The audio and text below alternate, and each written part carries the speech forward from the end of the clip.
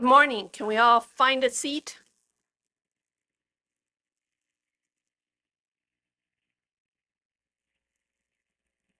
All right, and we're going to begin right away today with hymn number 38. Morning has broken. Good morning. Welcome to the home of Unitarian Universalism in Central Washington. My name's Elizabeth Sollie, and I serve as the interim minister here, and today I'm also the celebrant. If you are a visitor this morning, we are so glad that you are here. This morning, we welcome every person of goodwill, just as you are. However you get around, whomever you love, whatever body you inhabit, whatever your age, you are welcome here. We invite everyone to join us for a social time today after the service, both in person and on Zoom. And today, in person, when the organizers are ready, we'll transition from socializing to lunch and the Beyond Categorical Thinking workshop. I hope everyone plans to stay. I'm looking forward to it. I'm very curious. For the folks on Zoom, you can find your order of service in the chat. It is so good to be together today. We are so glad that you are here. Here we are, another week that we carried the light of truth, the warmth of community, and the fire of commitment until we could be together again. And now we are together again. A week of life-giving moisture in the form of snow, fresh from the fires and the smoke. We know the snow for the blessing that it is.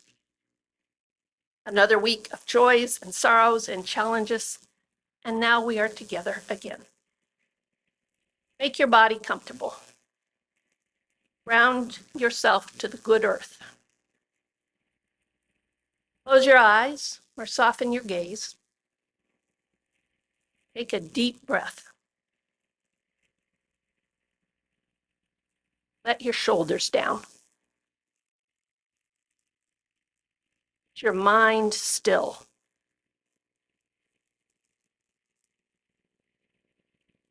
Your brow unfurl. Unclench. We are together again. Be here now. One more deep breath. Futurist Hazel Henderson reminds us, if we can recognize that change and uncertainty are basic principles, we can greet the future and the transformation we are undergoing with the understanding that we do not know enough to be pessimistic. It is good to be together this morning. This is the time in our service when we kindle a sacred flame. If you're joining remotely, please feel free to light your own chalice. We join Unitarians and Unitarian Universalists all over the world in lighting our chalices this morning. We are in such good company. Our chalice lighting words today are by the Reverend Mr. Barb Greve, who is building on a quote by James Luther Adams.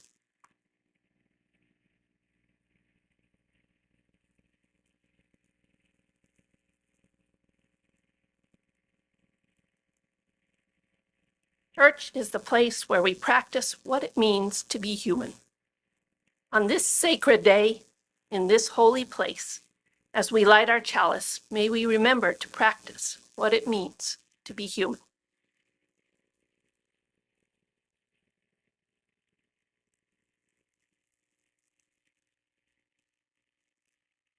It is a good honor to be with you today. Our reading this morning is by Reverend M. Barclay at infleshed.com, a collection of queer and people of color writings. It is titled, Not Nice. No more nice, nor excusing, nor passive, nor placating, nor patronizing. No more of what makes tomorrow more of the same when it all could be different. Not nice, but still tender. Tender like in touch with pain, one's own, others, ours, everyone's, but particularly and differently.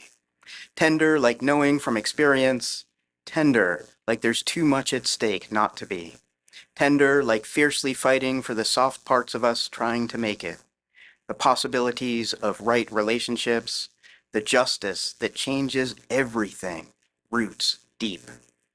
Tender like chosen family, tender like abolition, tender like the love and accountability, tender like you're not alone, tender like laughter, tender like death in its right time, tender like spring, tender like all the earth asking us to please come home. So ends our reading this morning.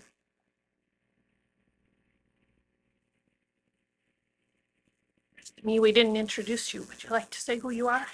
I was thinking about that. Yeah. As you know, my name is the Reverend Barb Greve, or just Barb. I am a Unitarian Universalist minister.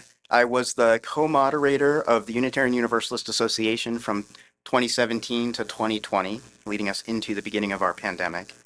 I've been a Unitarian Universalist my entire life. I'll tell you more about that during my sermon. And I'm here as your guest preacher in part as part of the Beyond Categorical Thinking workshop that we'll do this afternoon, hosted by your search committee. As I said earlier, it is an honor to be with you today. Now is the time for the story for all ages. If there are any children nearby on Zoom, please come close. And children in the sanctuary, you can come up to the first row.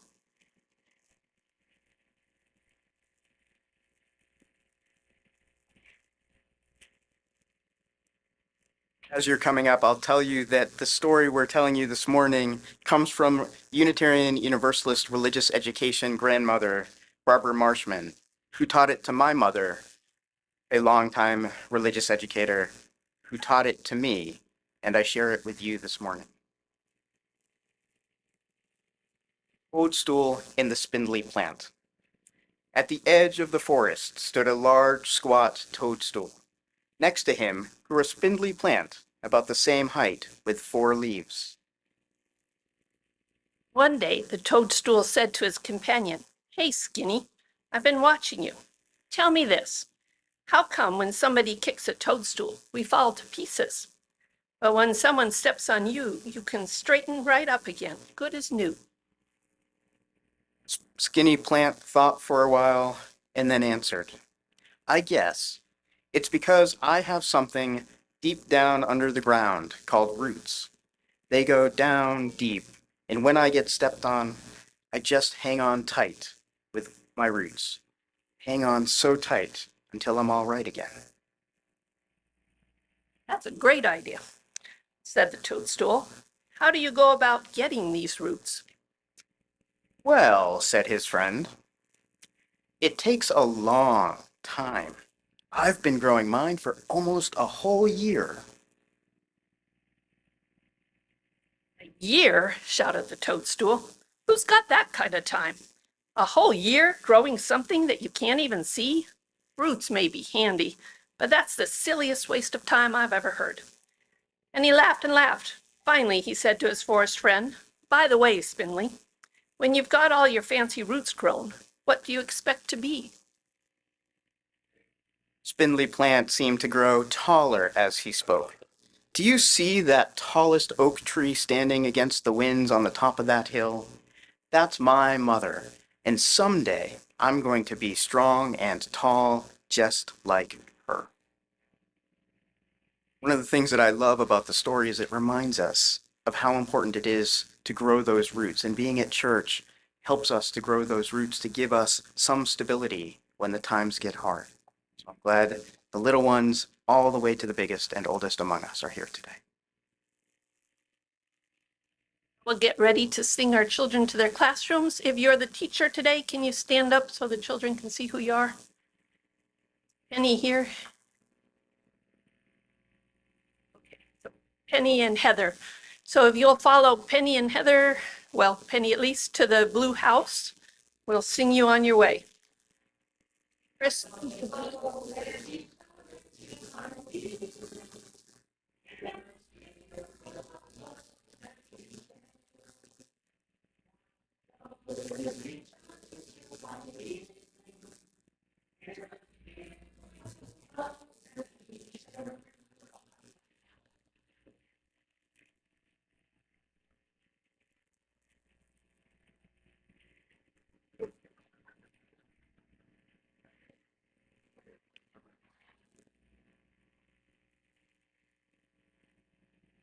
All right.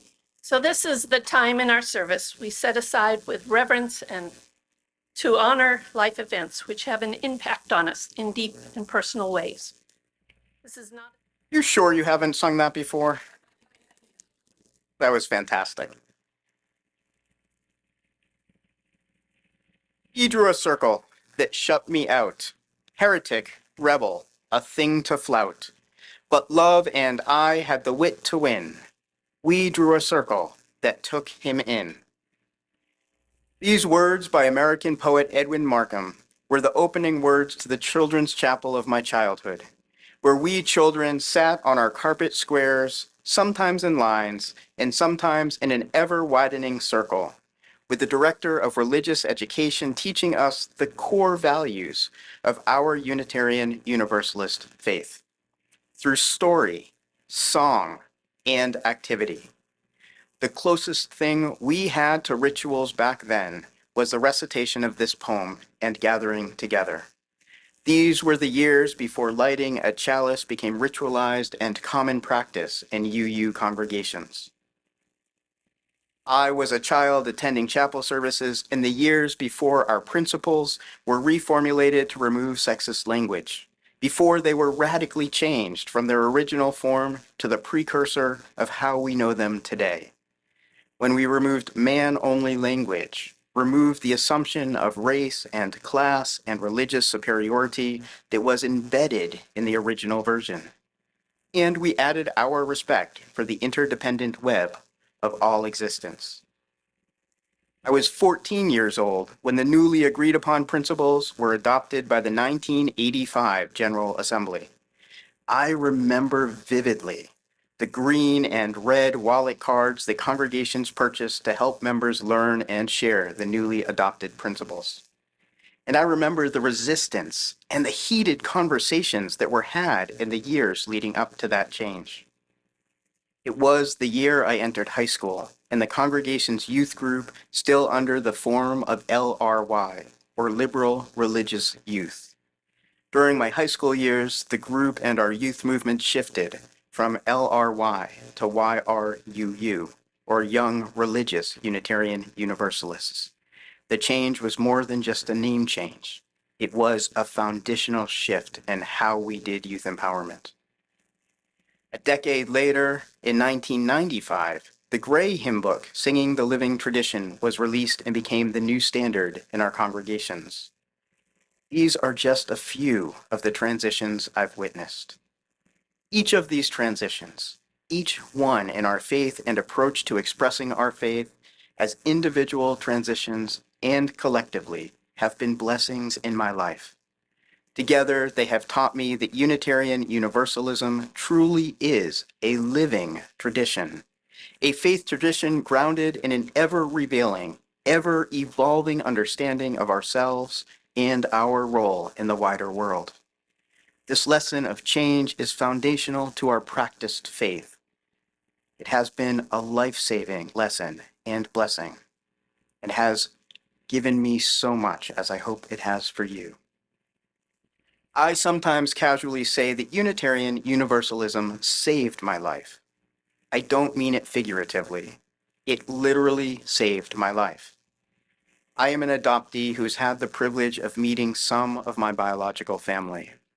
Given their conservative Christianity that my birth mother practiced, I can only speculate at what hell my life might have been like had I been raised in her faith community.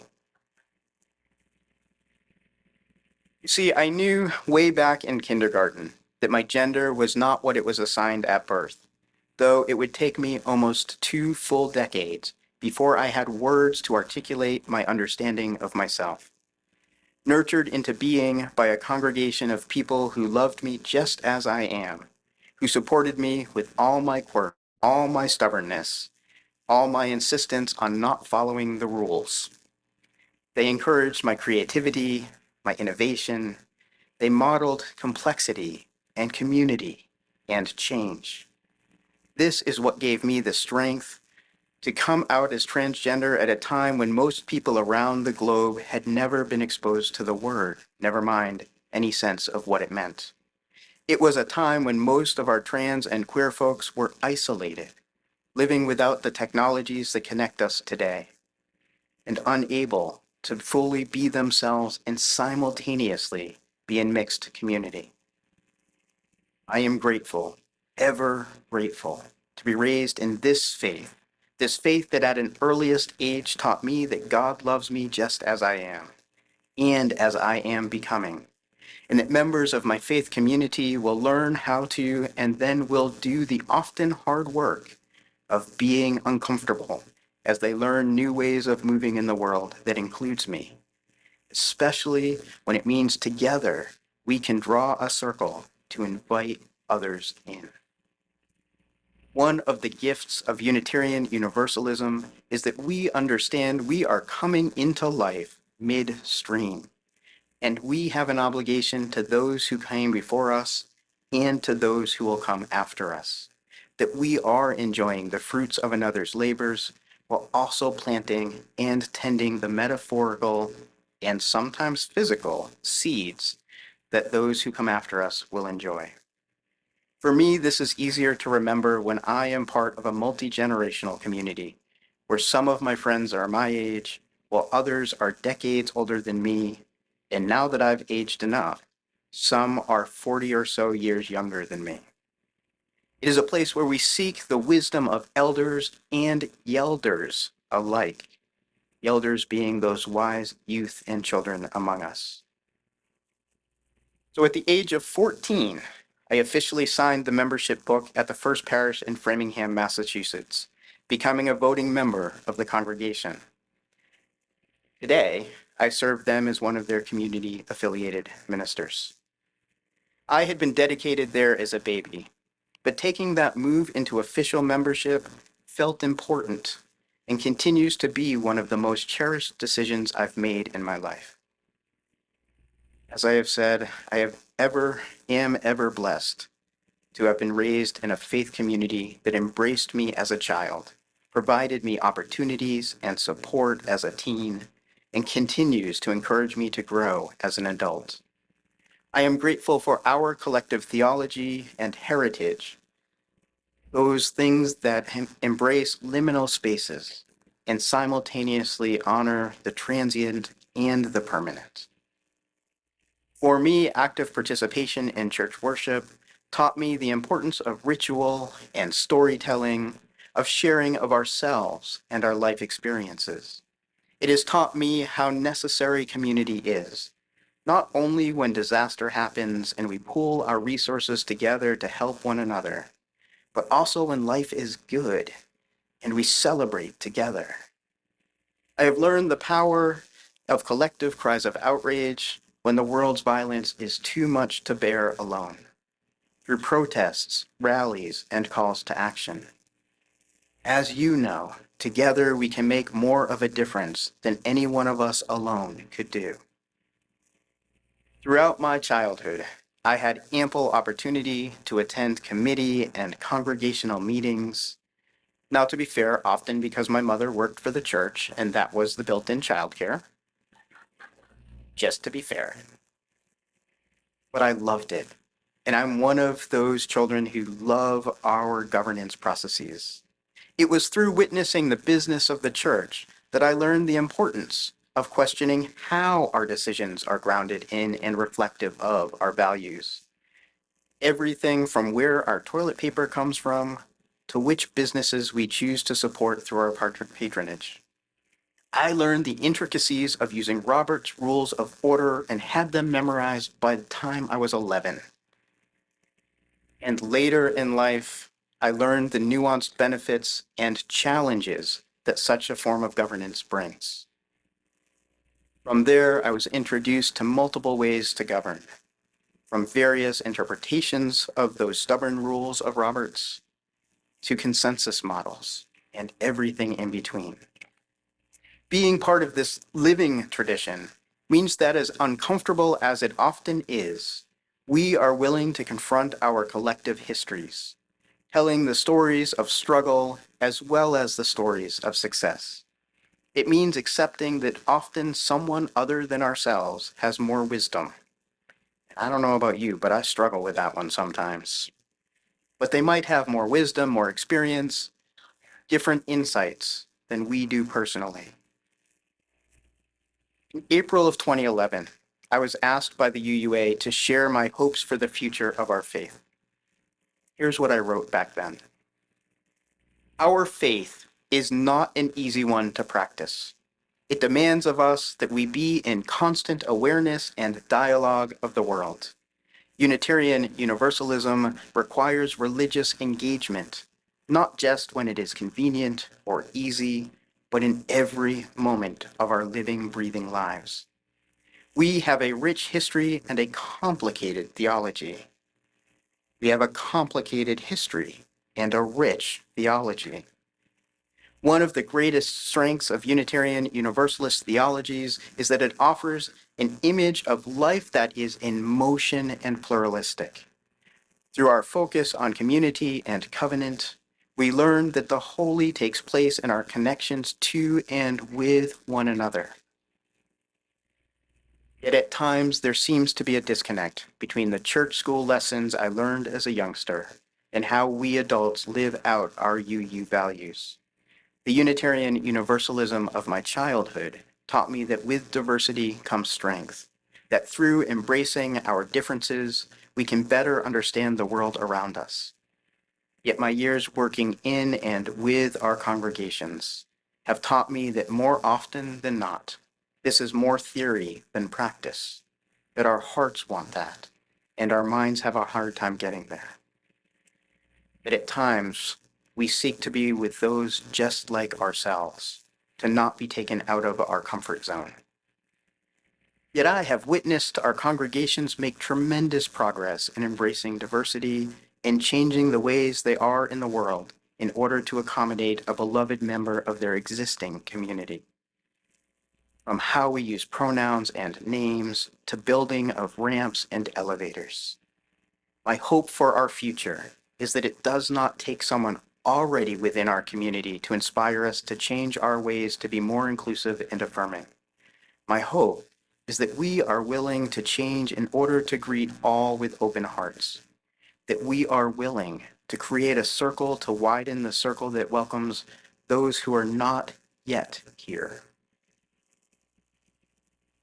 But my hope for the next 50 years is that our congregations and covenanted communities continue to engage in holy discourse around diversity and affirmation and liberation. My hope is that we continue to share our presence with the world, exemplifying that it is possible to embrace a pluralistic nature that is already existing in life and among us. 11 years later, that is still my hope, that and more. I am hopeful that we continue to build communities where we joyfully acknowledge the pluralism and diversity among us, and we work together to dismantle the systems that have historically prevented some of us from flourishing. I am hopeful that we will continue to transform our congregations and covenanted communities into places of liberation, sharing our good news with the world in ways that invites folks in and allows us to be transformed in the process. That we partner with others to help bend the arc of the universe towards justice, remembering that we may not have all the answers, but in partnership with others, we can find and learn what is needed of us. Community organizer and writer Grace Lee Boggs asks the question, what time is it on the clock of the world? I would say that now is the time to imagine, to story, to organize our communities into places of resilience, justice, and love. Now is the time to focus on body autonomy, reproductive rights, disability justice, racial justice, land justice, queer justice, economic justice, environmental justice, justice in all its forms. Now is the time to ground ourselves theologically and live our faith boldly in the public square. As our reading this morning says, now is the time for no more nice. Now is the time to be tender like fiercely fighting for the soft parts of us, trying to make it, the possibilities of right relationships, the justice that changes everything roots deep. Our faith collectively needs to continue to work on developing a clear articulation of our beliefs and values. Our communities are hungry for stories that anchor us to purpose and provide the buoyancy needed to be in the long-term work for justice. We need to return to our physical bodies, remembering that as C.B. Beale says, bodies are awesome. And each one of us is different from another. We know that a primary tool of white supremacy culture is to keep us disconnected from our bodies. And yet we are yearning for embodied spiritual practices.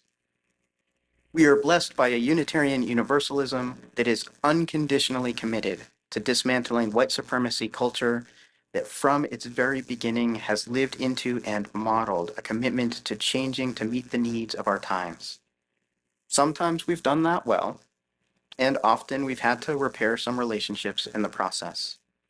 And yet, we are blessed by a Unitarian Universalism that is boldly inclusive, unapologetically queering what it means to be a people of faith, and willing to change our physical and spiritual spaces and personhoods so that we can continue to widen that circle of who is and will be among us. So I invite you to join me in living into being a part of this living tradition, to live your faith out loud and unapologetically, to bring into being a world of justice and care using righteous anger and holy, tender love. I invite you to always say yes in the moments when your heart thumps and your palms are sweaty, to say yes at the intersection of excitement and fear, and then do the work to learn the necessary skills you need, to grow in your roles, nurturing the next generation and ensuring that their path is not as hard or challenging to forge as was yours. I invite you to be bold when boldness is needed and gentle when gentleness is warranted, to move with a humility that reminds yourself that what you know is but one perspective, and remain open to changing as your assumptions are challenged and your knowledge grows. We live in an imperfect and hurting world. Let us be collectively the witnesses to the pain and warriors against the injustices, remembering that the power for change exists in communities working together, that none of us alone can make the lasting change the world needs. So let us always remember to pause, to celebrate the successes, to mourn the losses, and to learn from it all. May we always remember to cherish the blessing of this faith that expects personal connections, embraces communal transformation, and always offers holy love. It be so. Amen.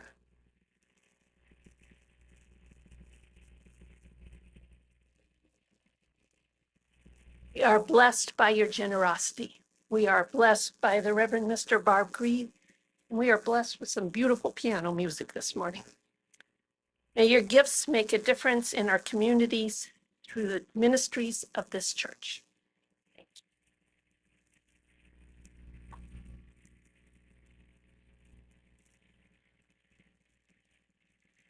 In the words of UU theologian, the Reverend Dr. Sophia Betancourt, immerse yourself unapologetically in what it means to be a Unitarian Universalist in these days. Then, go out into the world and live knowing that your faith matters. Please rise in body and spirit, and we'll say, extinguish our flame together. Words are in your order of service if you need them. We extinguish the flame, but not the light of truth, the warmth of community, or the fire of commitment. These we carry in our hearts until we are together again. Circle up now, and we'll do our closing song.